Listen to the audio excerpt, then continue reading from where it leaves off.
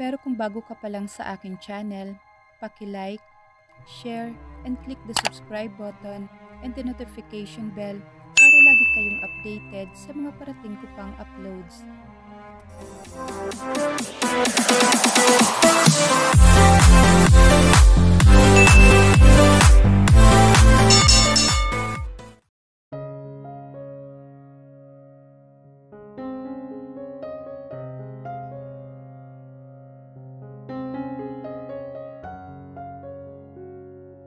Dumating na ang matandang babae na mag-aalaga kay Calex ng gabing iyon.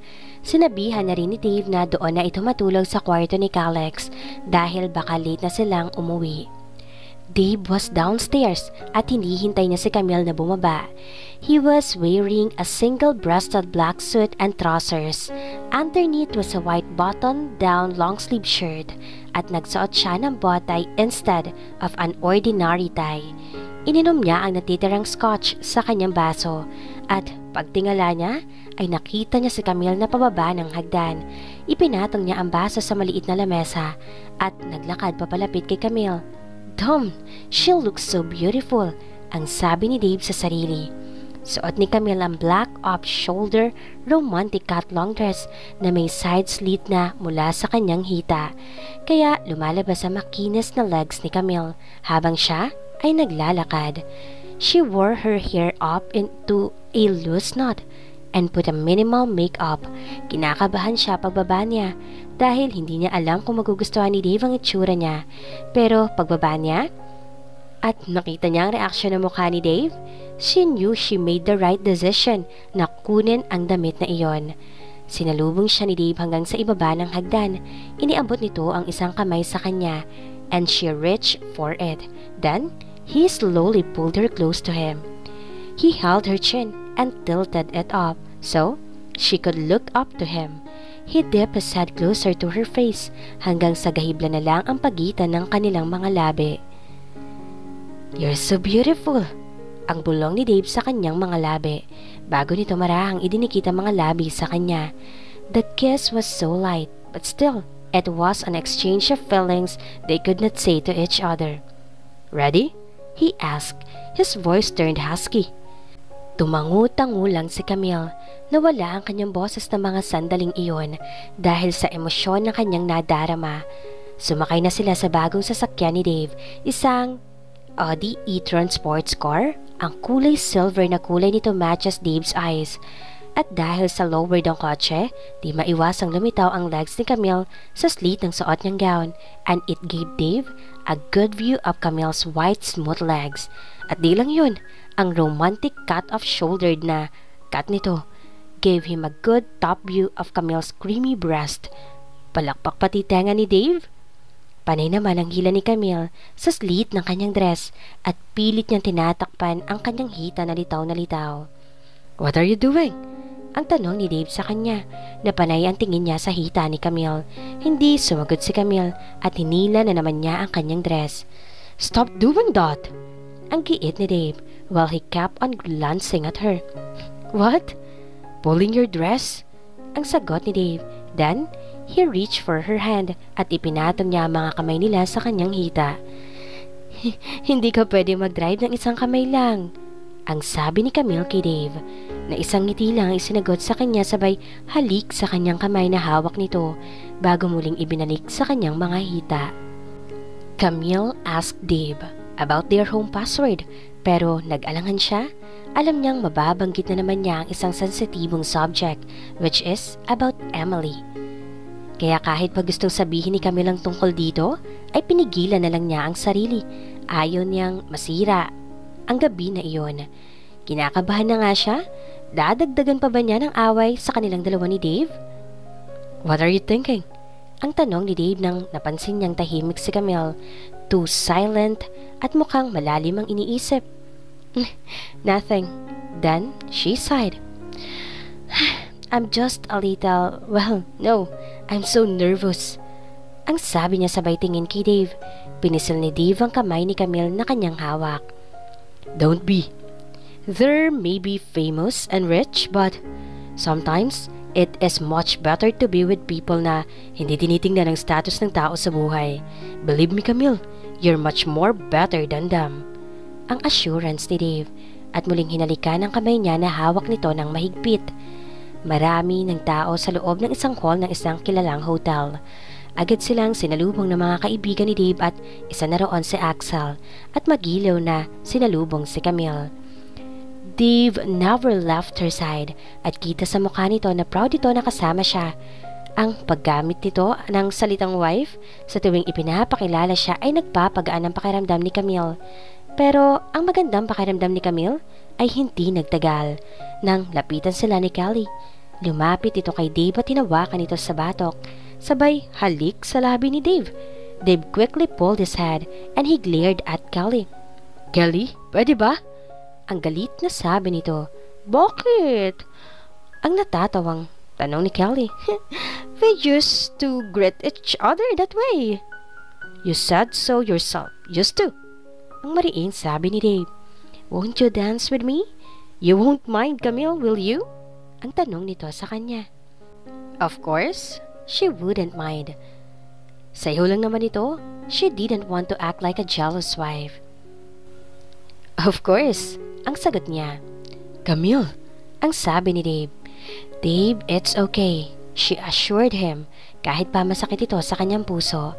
Sinundan na lang niya ng tingin ang dalawa habang papunta mga ito sa dance floor.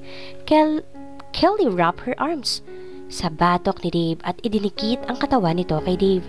Camille tried to look away. She wanted to get out. Parang hindi siya makahinga.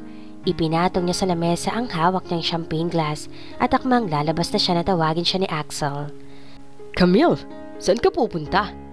Ang takang tanong nito sa kanya. Sa labas sana? Ang nahihiyang sagot ni Camille dahil nakita siya nitong tatakas sana sa eksenang nakikita niya ngayon habang magkasayaw sina Dave at Kelly. Pwede ba kitang yayaing sumayaw? Ang tanong ni Axel sa kanya habang nakaabot ang kamay nito sa kanya. Gusto sanang tumanggi ni Camille pero nahiya siya kay Axel. Naging maganda naman ang ipinakita nito sa kanya ngayong gabi. Okay. Ang sagot niya at ipinatong ang kanyang kamay sa nakalahad na kamay ni Axel. He guided her in the middle of the dance floor at nakita niyang tinitingnan sila ni Dave. Dave looked okay at first na makita sila nito pero nang unti-unting hinila ni Axel ang katawan ni Camille para magdikit sila ay iba na ang nararamdaman ni Dave. Yes, kaibigan niya ito pero asawa niya si Camille. Ayaw niyang may ibang lalaki na hawak sa baywang nito, kundi siya lang. At mas lalo na at magkadikit pa ang kanilang mga katawan dahil sa slow music. Dave was shocked with this reaction. Hindi man lang niya ito nadama noon kay Emily. Kahit pa sa tuwing kasama niya ito sa party ay maraming nakikipagsayaw rito. Kay Camille lang siya nakadama ng pagiging possessive. Excuse, ang sabi ni Dave kay Kelly at iniwan niya ito sa dance floor at naglakad papalapit kina Camille at Axel. Kinalabit niya sa balikat si Axel na agad namang lumingon sa kanya. May I dance with my wife now? Ang sabi nito kay Axel. Kailangan ba? We're enjoying each other's company already. Ang biro ni Axel. Hindi sumagot si Dave at tiningnan lang na masama ang kaibigan. His gray eyes turned into steel. Thanks, Camille. Ang sabi ni Axel kay Camille. Alam ni Axel ang pagiging hot-tempered ni Dave dahil na rin sa Irish blood nito. Dave instantly pulled her into his arms and Camille melted into him. Their bodies melded with each other. Inilagay ni Dave ang kanyang bibig sa tenga ni Camille. You're so beautiful. I'm so proud to have you as my wife, Camille. Ang sabi ni Dave kay Camille. Na buong gabi na nagpakita ng hindi lang grace at beauty, kundi ng intelligence nito dahil sa pagsagot nito sa iba't ibang topics involving the market. Nakatanggap ng mga papuri si Dave at sinabing magiging magaling na manager si Camille. Thank you. Ang mahinang sagot ni Camille at nakaramdam siya ng kiliti sa buo niyang katawan. Dave looked down on her and their gaze locked with each other. Then all of a sudden, ang mga labi ni Dave at nakalapat na kay Camille. They exchanged sweet kisses habang nagsasayaw silang dalawa. Walang pakialam kung may mga tao mang nakatingin sa kanila ng mga sandaling iyon. Ang importante ay ang nararamdaman nilang dalawa. Pinutol ni Dave ang halik. Let's go home. ang bulong nito sa kanya at tanging pagtangu-tangu lang ang kanyang nasagot. Hinawakan ni Dave ang kanyang kamay at marahan siyang hinila nito papalabas ng hotel. Hindi na nila nagawa pang magpaalam sa mga naroroon. Pagsakay sa kotse ay hinila mula ni Dave sa batok ni Camille para siilin muli ito ng halik. Hinila ni Dave si Camille para umupo ito sa kanyang hita habang mapusok niya itong hinahalikan. Kapwa nananabik na sila sa isa't isa at napasinghap si Camille nang maramdaman ng kamay ni Dave na hinihimas ang kanyang hita na litaw sa mahaba niyang slit. Iniwan ng labi ni Dave ang bibig ni Camille at nagsimula na itong bumaba sa leeg nito. Napaliyad si Camille sa kiliti na naramdaman at lumitaw palalo ang ibabaw ng kanyang dibdib sa suot niyang dress. At iyon na naman ang pinagtuunan ng pansin ng mainit na labi ni Dave. Hinahalikan niya ang litaw na bahagi ng dibdib ni Camille habang nilalamas naman ng kamay nito ang kanyang mga dibdib. Tanging mga ungol na lang ang lumabas sa bibig ni Camille. I know, honey. I needed you too. Pero ayokong ang unang lovemaking natin ay sa loob ng kotse. Ang sagot ni Dave at halata ang pagtitimpi sa boses nito. Huminto siya sa ginagawa. Let's go home, Camille. Ang sabi ni Dave at umayos na ng upo si Camille at muling pumalik sa passenger side pero nanatiling hawak ni Dave ang isa niyang kamay. Tama ba ang gagawin niya? Ang tanong ni Camille sa sarili. Handa na ba siyang ibigay ang sarili kay Dave? Sa nadarama niya ng mga sandaling iyon, batid na ni Camille ang kasagutan sa kanyang tanong. Dave pinned Camille at the door. Pagkapasok nila sa loob ng bahay, inilapat niya ang kanyang mga kamay sa pinto at napagitnaan ng mga kamay niya ang mukha ni Camille. Agad niyang siniil ito ng halik. Camille kissed him back but she put her hands on his chest to push him gently. Nagtaka naman si Dave at tiningnan si Camille. Why? Tanong niya. Dave, the security code. Ang paalala ni Camille. Shit! Ang bulong ni Dave at mabilis na pinindot ang security code. Isang segundo bago pa ito tumunog dahil kung hindi, may mga pulis na pupunta sa bahay niya. Now, where we are? Ang pabulong na sabi ni Dave sa kanya. You were kissing me. Ang nakangiting sagot ni Camille. And kinabig niya papalapit ang mukha ni Dave sa kanya. Their mouths fused with each other. Halos di na makahinga si Camille. Lalo pa nang ipasok ni Dave ang dila nito sa kanyang bibig. Napaungol si Camille. Nag-iinit na ang buo niyang katawan at napasinghap siya na maramdaman ng mga kamay sa kanyang dibdib. He started kneading them into circular motion. Panay naman ang ungol niya sa mga labi ni Dave na di pa rin iniiwan ang kanyang bibig. Dave reached the zipper at her back at ibinaba nito ang zipper ng kanyang damit. She pulled her arms out of sleeves kaya hubad na ang pang-itaas na bahagi ng kanyang katawan. I've been wanting to see you like this. Ang bulong ni Dave sa kanyang bibig at agad niyang sinapo ang mga dibdib ni Camille. Wala itong tigil sa paglamas ng kanyang dibdib at halos panggigilan na ang mga ito. Patuloy naman sa pag-ungol si Camille at mas lumakas pa ito na maramdaman na niya ang mainit na bibig ni Dave sa kanyang dibdib at isinubo nito ang kanyang nipple. Dave! Singhap ni Camille. Nang maramdaman niya ang marahang pagsipsip ni Dave, napasabunot ang dalawang kamay niya sa buhok nito. Maya-maya ay binuhat na ni Dave at inihiga sa sofa si Camille. Half naked, she looked up into him habang isa-isa nitong inaalis ang suot na bowtie, suit at long-sleeve shirt. Pumwesto siya sa ibabaw ni Camille at iniluhod ang isang tuhod nito sa ibabaw ng sofa while his other leg was on the floor for support. Kaya napagitnaan ni Camille ng dalawang hita ni Dave. He started kissing her again and they kissed almost savagely. Nag-eeskrimahan ang kanilang mga dila at walang gustong magpatalo habang ang mga kamay ni Camille ay hinihimas ang malapad at makinis na dibdib ni Dave. Hindi rin naman papadaig si Dave. Abala rin ang mga kamay nito sa pagsapo at lamas ng dibdib ni Camille. Saka marahang pinipis silang nipple nito na nagpapaungol kay Camille. Daman na ni Camille ang matinding pangangailangan ng kanyang pagkababae. Inabot ni Camille ang pantalon ni Dave at binuksan ang hook nito at ibinaba ang zipper. Ipinasok niya ang kanyang kamay at nahawakan niya ang malaki at matigas na pagkalalaki ni Dave. Isang malakas na ungol ang lumabas sa bibig ni Dave nang biglang bumukas ang ilaw. Mabilis na itinulak ni Camille si Dave at mabilis siyang umupo at halos mahulog na naman siya sa upuan. Saka itinakip ang pang-itaas na damit ng kanyang dress. "You've got to be kidding me!" Ang sigaw ni Dave at napasabunot ang dalawa niyang kamay sa kanyang buhok. "Sir, ma'am, sorry po. Akala ko po kasi wala pa kayo." Ang nahihiyang sabi ng matandang babae. Inayos ni Camille ang kanyang damit at hinawi niya ang buhok na natanggal na sa pagkakatali. Okay lang po, Manang Lori. May kailangan po ba kayo at bumaba kayo ng bahay?" Ang tanong ni Camille habang hawak ang damit niya sa harapan para hindi iyon mahulog at di pa niya naisasara ang zipper sa kanyang likuran.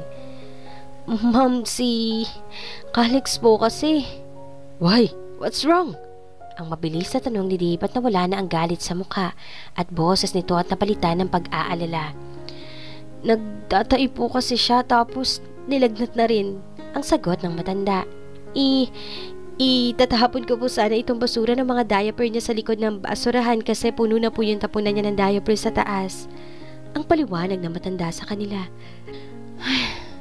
"Baka dahil sa tumutubo niyang ngipin." Ang sagot ni Camille. "Sige po, Manang, itapon niyo na po iyan. Aakyat na rin po kami para tingnan si Calix." Ang sagot ni Camille. Mabilis na naglakad paalis si Manang Lori papunta sa kusina, habang mabilis naman silang umakyat ng bahay papunta sa kwarto ni Calix.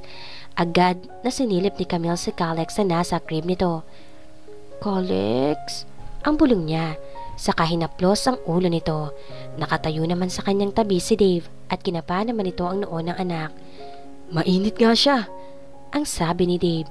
"Magbihis ka na muna, Camille. Then, maghanda ka na ng gamit just in case kailangan na natin siyang dalhin sa ospital."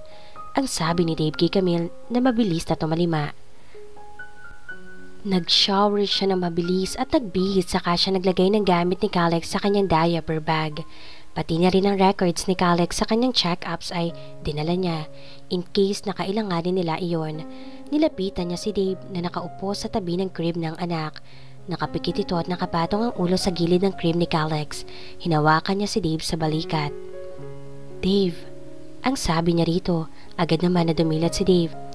"Mag-freshen up ka na muna at magpahinga ka. Pagod ka rin sa trabaho mo kanina. Kami na muna ni Manang Lori ang magbabantay kay Calix." Ang sabi niya rito. "I'll just fresh up, pero sasamahan kitang magbantay kay Calix dito sa kwarto. Patulugin mo na lang muna si Manang Lori sa isa or sa kabilang kwarto." Ang sabi ni Dave. Tumangutango si Camille. Bumaba muna siya sandali para sabihan ng matanda na matulog sa kwarto sa itaas. Pagkatapos ay nagsalong siya ng kape sa coffee maker. Sa kanya inaakyat sa itaas ang coffee at 2 mug. Inabutan niya si Dave na naka-white shirt at jeans habang pinupunasan nito ng towel ang basang buhok nito. "Coffee?" ang sabi ni Camille kay Dave at ipinatong niya ang tray sa isang maliit na lamesa. "Thanks," ang sabi ni Dave, sabay kuha ng mug na nasa kamay ni Camille.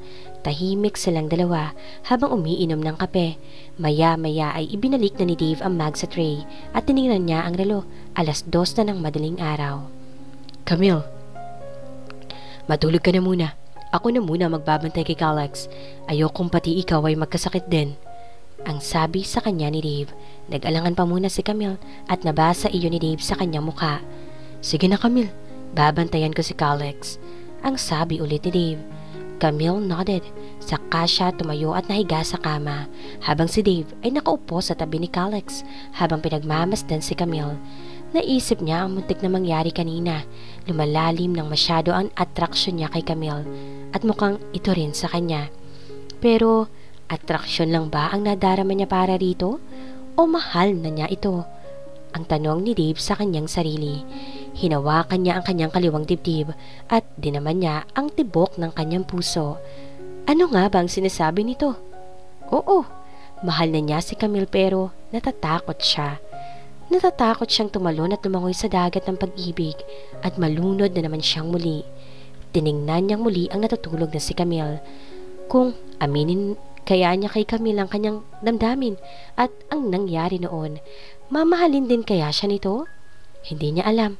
Kung si Emily nga na ibinuhos na niya ang kanyang pagmamahal, ay di pa rin siya naintindihan nito. Sumantal si Dave sa cushioned armchair at isinandal din niya ang kanyang ulo. Dinig niya ang boses ni Camille at bigla siyang dumilat. Nakita niya si Camille sa kama at tinatawag siya. Camille? Ang mahinang tanong niya rito. Saka siya tumayo para lumapit dito. Naupo siya sa tabi ni Camille na nakaupo sa kama. Camille? Bulong niya. Pero hindi ito sumagot kundi inilapit nito ang mga labi nito sa kanya para siya'y halikan. Puno ng pananabik ang halik ni Camille sa kanya.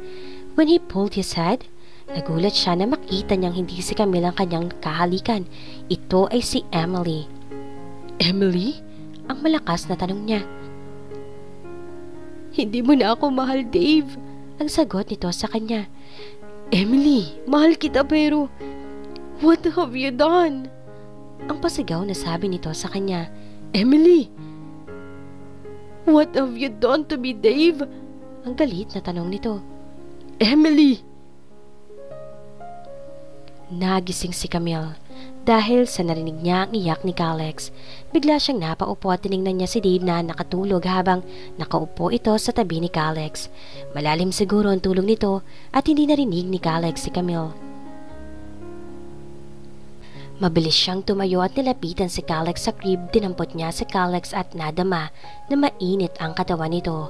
Kinabahan si Camille. Pinalitan niya ang cold fever na nasa noon nito at sinilip niya ang diaper ni Calex. Nakita niyang may basang dumi na naman ito. Kailangan na nilang madala si Calex sa ospital. Ang sabi ni Camille sa sarili. Mabilis niyang pinalitan ang diaper ni Calex at lalapitan niya sana si Dave para gisingin na marinig niya nagsimula na itong umungol. Dave? Ang mahinang tawag ni Camille. Sabay karga niya kay Calex at lumapit siya kay Dave. Narinig niyang banggitin nito ang kanyang pangalan. Natigilan siya. Nanatili siyang nakatayo sa tabi ni Dave, lalo na nang marinig niyang sambitin ni Dave ang pangalan ni Emily. Emily, mahal kita pero... Ang sambit ni Dave na nagpadurog ng kanyang puso.